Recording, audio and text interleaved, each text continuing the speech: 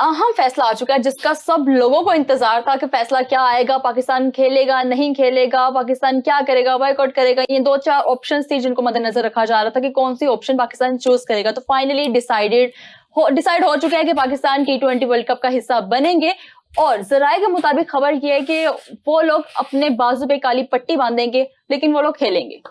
बड़ा Indian style में बोली, आप काली पट्टी बांधेंगे और वो लोग खेलेंगे। लेकिन ये है कि कोई नहीं, मतलब देखें वही बात जो मैंने दोपहर में की थी कि ब्लैक जो आप रिबन बांधते हैं ना, वो आप बांधते हैं किसी की चीज के अगेंस्ट प्रोटेस्ट करने के लिए। लेकिन ये है कि वो आईसीसी के ऑलरेडी हम इवेंट में जा रहे हैं, तो इट मीन्स कि हम उनके अगेंस्ट क्या प्रोटेस्ट करेंगे। हम तो उस पेशकश के अगेंस्ट जा रहे हैं कि जो फैसला हुआ है वो आईसीसी का इंडिविजुअल फैसला है या वो बीसीसीआई के साथ है, वो बैकग्राउंड स्टोरी तो सब जानते हैं, हमें कहने की जरूरत नहीं है। तो वो मेरे ख्याल से काली पट्टी वाला जो है ना, वो शायद आई डोंट नो एग्जीक्यूट होता है या नहीं होता। अच्छा। मगर हाँ, अपनी विक्ट्री जो है वो जरूर बांग्लादेश के नाम करनी चाहिए। अगर हम कोई मैच जीतते हैं तो वो हमें ये सोचना चाहिए कि हाँ, ये हम डेडिकेशन जो है वो उनको कर रहे हैं। और इसमें कल को बातें तो बहुत होंगी कि पॉलिटिकल स्टैंड है, मतलब पाकिस्तान पॉलिटिक्स को बीच में लेके आ रहा है, बांग्लादेश को बीच में लेके आ रहा है, उनकी पॉलिटिक्स है जो भी है। तो वो उसकी मिसालें बहुत सारी मतलब मौजूद है, माजी में जो कुछ होता रहा है, जिस तरह की पॉलिटिक्स शामिल होती रही है, तो वो कोई नई बात नहीं होगी। तो मेरे ख्याल से कि वो हो सकता है।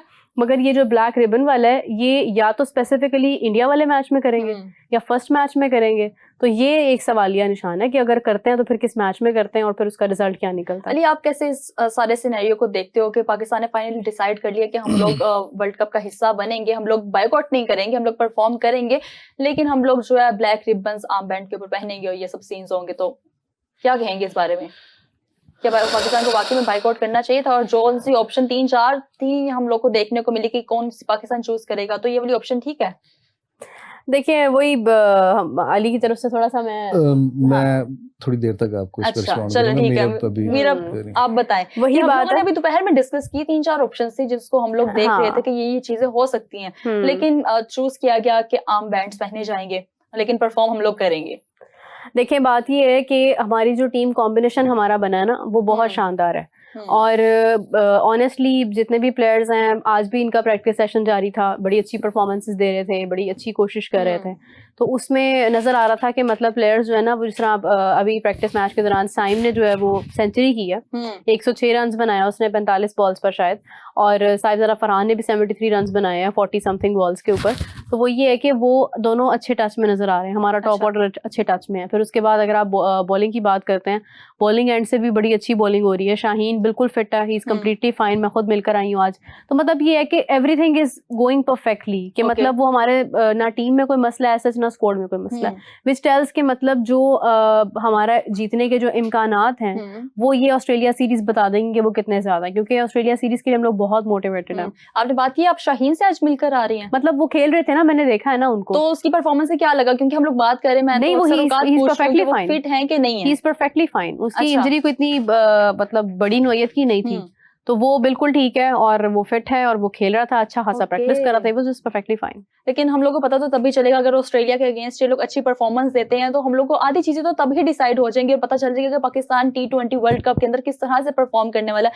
ऑब्वियसली इतने बड़े मैचेस हैं, तो इतना बड़ा मैच हम लोग को इंडिया के अगेंस्ट भी देखने को मिलेगा। अब देखना यह कि क्या एशिया कप के अंदर जिस तरह से पाकिस्तान ने इंडिया के साथ खेला था, एक जो पहला मैच था उसके अंदर तो पाकिस्तान की कोई परफॉर्मेंस ऐसा अच्छी नहीं थी, लेकिन उसके बाद जो 2 परफॉर्मेंस थी, बेशक पाकिस्तान हार गया, लेकिन पाकिस्तान ने खेल के हारा था, वन साइडेड मैच नहीं था। वही सब कुछ अब पाकिस्तान ने बहुत से लोगों को जवाब देना। ये जो टूर्नामेंट है, ये जो मैच होने जा रहा है T20 वर्ल्ड कप, इस मैच से बहुत सारी चीजें क्लियर हो जाएंगी। सबसे पहले तो ये कि अगर पाकिस्तान इंडिया के मुकाबले में अब जीतता है तो हम लोग को पता चल जाएगा कि पाकिस्तान की परफॉर्मेंस अच्छी हो चुकी है और पाकिस्तान के जो बैट्समैन हैं, जो बॉलर्स हैं, हम लोगों ने जितनी उम्मीदें लगाई इन लोगों से, अब ये वापस अपनी फॉर्म में आ गए। क्योंकि हम लोगों को सुनने में मिलता है कि नहीं, ये लोग फिट हो चुके हैं। जैसे शाहीन शाह अफरीदी की हम लोग बात की कि इंजर्ड थे, लेकिन अब वापस से फिट हो चुके हैं, अब खेलने के काबिल हैं। अब देखते हैं कि शाहीन शाह परफॉर्म करेंगे कि नहीं करेंगे, क्योंकि परफॉर्मेंस से पता चलेगा कि वो फिट हुए हैं कि नहीं हुए। बाबर आजम की एंट्री हो रही है, बाबर आजम को देखना पड़ेगा कि बाबर आजम कौन से एक तो ऑर्डर के ऊपर आएंगे और बाबर आजम की परफॉर्मेंस किस तरह से है। साइम अयूब का देखना होगा कि साइम अयूब जो पिछले मैचेस हैं उसके अंदर इतना कोई खास परफॉर्म नहीं किया उन्होंने, और वो ओपनिंग में आते हैं, हमेशा ओपनिंग उन्होंने करनी है, डिसाइड फिर वहीं से हो जाता है। क्योंकि पाकिस्तान में अक्सर औकात देखने को मिलता है कि 2-3 प्लेयर्स हमारे चले गए, आउट हो गए, उसके बाद पाकिस्तान तकरीबन अपनी बैटिंग से मैच हार जाता है। अगर मैच जीता है तो बॉलिंग के ऊपर से ही जीतता है। तो मीरब आप बताएं क्या पाकिस्तान जितना आपने बोल लिया है ना, मैं कहती हूँ वो मिसाल आपने सच कर दी है कि दो औरतें ना कभी भी खामोश नहीं रह सकती हैं।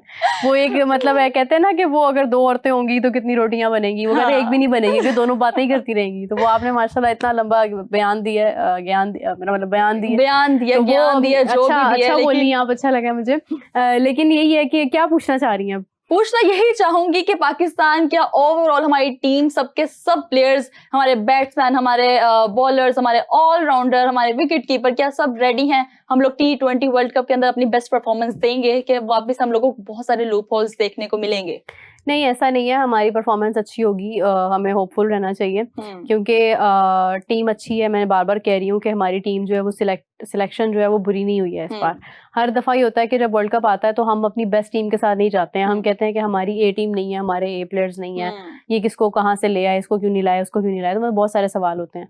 लेकिन जो अभी जो टीम यानी बताई गई है, जिस तरह से स्क्वाड अनाउंस हुआ है, फिर जिस तरह से वो अपना आज उनका सिनेरियो मैच था, ओवरऑल वो प्रैक्टिस कर रहे हैं, उनकी ट्रेनिंग चल रही है, तो वो उससे पता चल रहा है कि वो बहुत ज़्यादा डिटर्मिन्ड हैं। और स्पेशली अगर आप कोच की बात करें, माइक हेसन की, वो बहुत ज़्यादा फोकस्ड हैं उनकी प्लेयर्स के साथ। 1-on-1 इंटरेक्शन है, एक एक प्लेयर से जाके बात करना, उससे डील करना, उसको समझाना। फिर हमारे जो बैटिंग कोच हैं हनीफ साहब, वो बहुत ज़्यादा इनसार है उनका कि वो किस तरह से प्लेयर्स को लेके चल रहे हैं। स्पेशली अगर बात की जाए बाबर आजम की, बाबर आजम पे उनका बड़ा फोकस है कि मतलब बाबर की परफॉर्मेंस बड़ी इंपॉर्टेंट है। तो मतलब ये है कि हर लिहाज से जितने भी लोग हैं वो इस बार बहुत ज़्यादा कोशिश में है कि किसी ना किसी तरह अच्छे से अच्छे जो है वो मतलब प्रैक्टिस सेशंस करें, और अच्छा ये हमारा जो ऑस्ट्रेलिया के खिलाफ जो सीरीज है उनमें अच्छा प्ले करें, ताकि आगे हम वर्ल्ड कप में एक बेहतर अप्रोच के साथ जाएं। आई थिंक सो कि इतना मुश्किल नहीं होगा हमारे लिए ये ग्रुप स्टेज। मतलब इंडिया के अगेंस्ट हमारा जो मैच है वो हमेशा ही मुश्किल होता है, हमेशा प्रेशर वाला मैच होता है। तो वो पाकिस्तान के लिए, पाकिस्तान की स्ट्रेटजी के साथ जाता है, किस प्लान के साथ जाता है, this will be very important. मतलब काफी सारी नजरें होंगी। हमारी प्लानिंग अच्छी नहीं थी कि हमारे प्लानिंग अच्छी थी हमारी, नहीं थे, प्लानिंग अच्छी थी हमारी, प्लेयर्स भी हमारे तैयार थे, लेकिन ये है कि इंडिया टीम भी तो आप देखें ना कि वो कितनी एक्स्ट्राऑर्डिनरी है। फिर ये है कि हमारी इस टीम के अंदर मतलब हम हसन अली हमारा बड़ा पीक बॉलर है इस वक्त पे, वो बड़ी अच्छी विकेट्स ले रहा है, हर जहाँ पे भी जाता है वो विकेटें लेता है और वो अपनी तरफ से अपना बेस्ट देता है। एशिया कप में भी जब हसन अली गया था तो वो एक भी मैच में वो आपको नज़र नहीं आया। फिर ये है कि कुछ शायद डिसीजंस ऐसे हो गए प्रेशर मोमेंट पे कि शायद वो बेहतर नहीं हुए। मतलब अगर आप देखें तो कुछ मिसफील्ड भी चीज़ें जो हैं उनकी वजह से भी मामला ख़राब हुए। तो बहुत सारी चीज़ें जो है वो मिलकर इस अप्रोच पे जाती हैं कि फिर आपके लिए मैच जीतना मुश्किल हो जाता है। अदरवाइज मुश्किल नहीं था। इंडिया अच्छा खेला, इंडिया मैच जीत गया, पाकिस्तान भी अच्छा खेलेगा, पाकिस्तान भी जीत जाएगा, ये रवायत आखिर तो एक ना एक दिन तोड़नी ही है। ऐसा तो है, लेकिन मेरा हम लोग साथ में कमेंट्स भी ऐड करते हैं कि नाजरीन हमारे क्या कह रहे हैं, क्योंकि इतना बड़ा फैसला है तो हमारे जो ऑडियंस है वो ज्यादातर इंडिया के, और ये लोग सब चाह रहे थे कि पाकिस्तान बायकॉट कर ले, प्लीज पाकिस्तान बायकॉट करे, पाकिस्तान मत खेले। तो जी आप क्या कह रहे हैं बताइए। इंडिया पाकिस्तान के बीच पॉलिटिकल टेंशन है, इसलिए इंडिया पाकिस्तान की राइवलरी है क्रिकेट में, पॉलिटिक्स की वजह से पाकिस्तान की टीम आईसीसी इवेंट्स में एक मैच का अटेंशन मिलता है, समझे। देखें बात पॉलिटिकल है या बात जैसी भी है, पाकिस्तान इंडिया मैच का आज पॉलिटिकल रीज़न हो सकती है, लेकिन हमेशा से ये परफॉर्मेंस बेस्ड रहा है।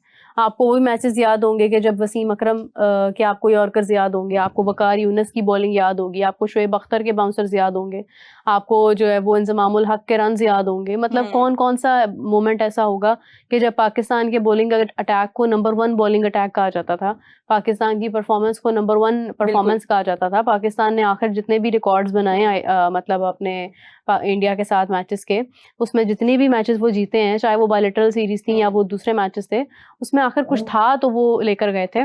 और अब अभी की कंडीशन ये है कि अभी हमारी जो टीम है या हमारे जो प्लेयर्स हैं, स्टेबिलिटी नहीं है इतनी ज़्यादा, बेंच स्ट्रेंथ हमारे पास नहीं रही है, हमारे पास रिप्लेसमेंट नहीं रही है। अभी विकेट कीपर को देख लें आप, वो आज भी वो जगह खाली है कि नहीं, अब तो है बट अगेन हम स्टेप बाय स्टेप चल रहे हैं। विकेट कीपर हमारे पास आज भी जो है वो उसकी एक कमी है कि हमारे पास कोई मंजा हुआ विकेट कीपर नहीं है आफ्टर रिजवान,